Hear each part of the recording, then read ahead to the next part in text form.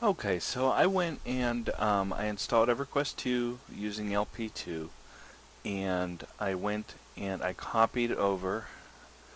I also did an installation of LP3, and I went and I copied over the LP3 streaming default, streaming EQ2 default.ini, and I put it right here in the same directory just so that I have easy access to it. The reason I did that is because basically um, this EQ2 default.ini is currently the streaming one. However, I'm going to go ahead and set this to read only just to show you what happens. I'm sure you already know this, but this is my experience. Um, I went and I started up the launcher, and when I go and I get to this point, the EQ2 default.ini gets replaced by the live version. And the way I've been telling the difference, I mean, there's numbers and such that's different, but the primary way I've been telling the difference is this last line is commented out.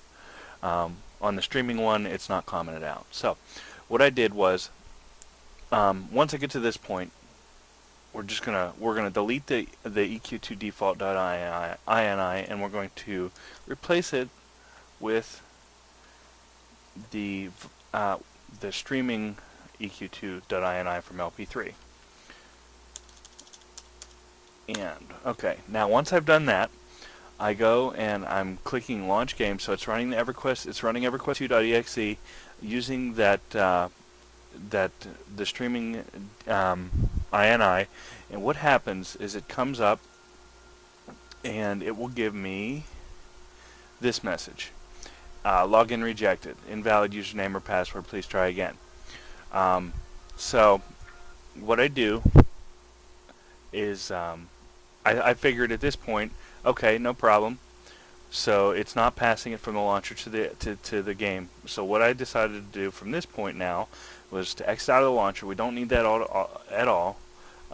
This is still the streaming client, so I have a script set up to run this the EverQuest2.exe in that particular line prefix. So I'm going to go ahead and I'm going to launch the EverQuest 2 game, and what happens is it comes up with this error.